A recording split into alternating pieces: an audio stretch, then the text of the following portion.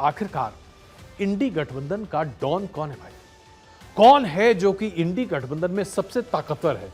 क्योंकि यह लड़ाई अरविंद केजरीवाल जी के जेल से बाहर निकलते ही शुरू हो गई। अरविंद केजरीवाल जी ने जेल से बाहर निकलने के साथ ही अपने आप को एक बहुत ही प्रखर कैंपेनर के तौर पर सामने रख दिया और उसके साथ ही उनके कैंपेन्स भी शुरू हो गए।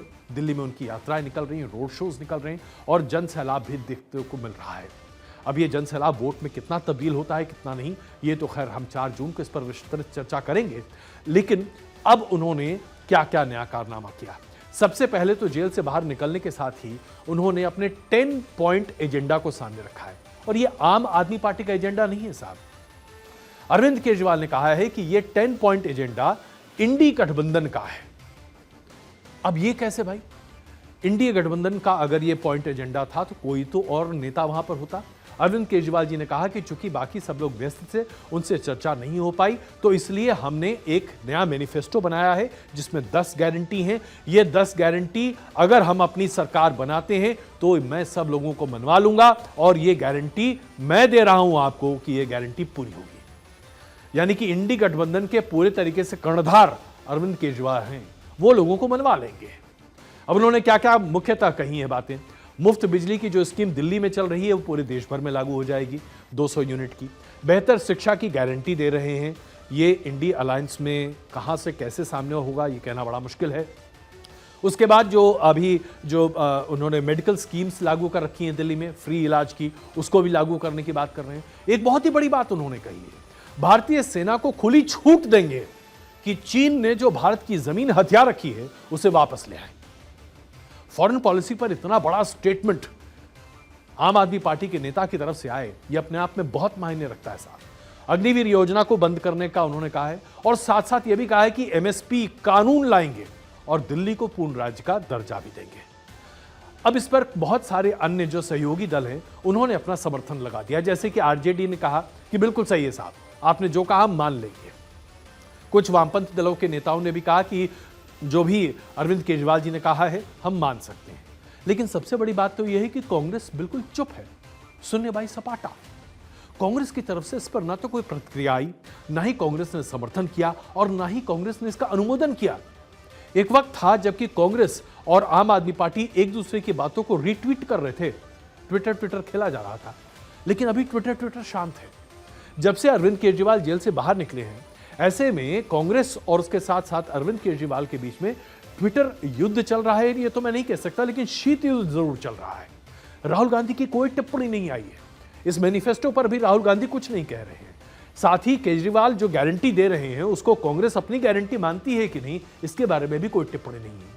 यानी कि केजरीवाल जी एक तरह से साफ सामने रख रहे हैं कि अगर मुझे मौका मिला तो मैं इंडी अलायंस का कार्यवाहक बनता हुआ दिखाई दूंगा, बाकी लोगों को मना लूंगा। राहुल गांधी की सिरदर्द बढ़ गई साहब। अब एक और सिरदर्द है जो कि राहुल गांधी के लिए लगातार बढ़ता चला जा रहा है और वो सिरदर्द है पश्चिम बंगाल में।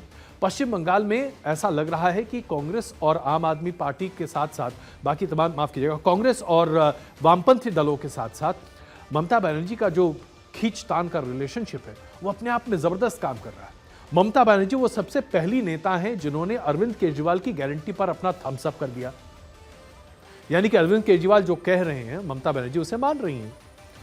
इंडी अलायंस से वो बाहर है नहीं, इंडी अलायंस के साथ में है और कांग्रेस के साथ उनका गठजोड़ है नहीं, किसी तरीके से सीट एडजस्टमेंट नहीं है। यानी कि अगर इंडी अलायंस किसी भी तरीके से अपने आप को थोड़ी भी बेहतर स्थिति में पाएगा तो सबसे पहला अंतःविरोध तो कांग्रेस और ममता बनर्जी के बीच में होता दिखाई देगा। इसके साथ साथ बात यहां नहीं थमती साहब, बिहार चले जाइए। आरजेडी ने जिस तरीके से कांग्रेस को अपना छोटा पार्टनर बना दिया है और सीटों को देने के बाद भी अपने उम्मीदवारों को सबसे पहले घोषित कर दिया और उसके साथ साथ कैंपेन में भी राहुल गांधी के साथ तेजस्वी यादव न के बराबर दिखाई दे रहे हैं। स्पष्ट है कि वहां पर भी कांग्रेस के लिए जगह न के बराबर बनती हुई दिखाई दे रही है। आप इसी तरीके से अब और भी राज्यों में चले जाइए जहां पर कांग्रेस ने गठबंधन की बात कही है। अगर आप महाराष्ट्र की बात करें तो महाराष्ट्र में भी सहयोगियों के साथ आप न के बराबर देखेंगे। क्या आपने राहुल गांधी और उद्धव ठाकरे को एक मंच पर आकर कुछ बातें कहते हुए देखी? शरद पवार जी कह रहे हैं कि छोटी छोटी पार्टियों का विलय हो जाएगा कांग्रेस में, जिसे लेकर शिवसेना उद्धव ठाकरे ने सीधे विरोध कर दिया। तो यानी कि इंडी अलायंस के बीच में इस तरीके से खटपट चल रही है कि राहुल गांधी और कांग्रेस की सिरदर्द खत्म होने का नाम ही नहीं ले रही और उसमें आम आदमी पार्टी सबसे बड़ा कैटलिस्ट के तौर पर काम कर रही है। अभी तो इस बात को लेकर भी स्पष्टता नहीं है कि डीएमके का रुख क्या होगा। डीएमके जो कि अपने दम पर 2019 में बहुत ही अच्छे सीट एलोकेशन को लेकर आई थी, डीएमके इस बार भी यही उम्मीद कर रही है कि तमिलनाडु में उनकी स्थिति बहुत अच्छी होगी।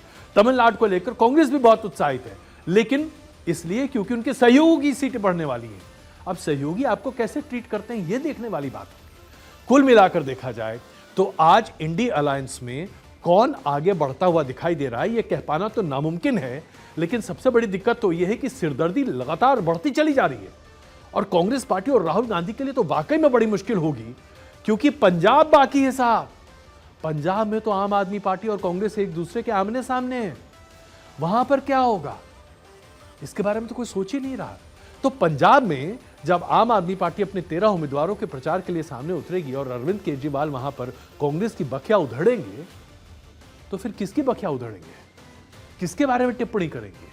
राहुल गांधी जी के बारे में, गांधी परिवार के बारे में कुछ कहेंगे कि नहीं कहेंगे? कुल मिलाकर देखिए तो इंडी अलायंस की तरफ से जो कुछ भी सरमाया होता दिखाई दे रहा है, अभी तक एक बात स्पष्ट है, न कोई नेता दिखाई दे रहा है, न कोई एक चरित्र दिखाई दे रहा है और न ही इंडी अलायंस में किसी तरह का सहयोग दिखाई दे रहा है। इस तरह से क्या वाकई में एक विपक्षी एकता की बात हो सकती है?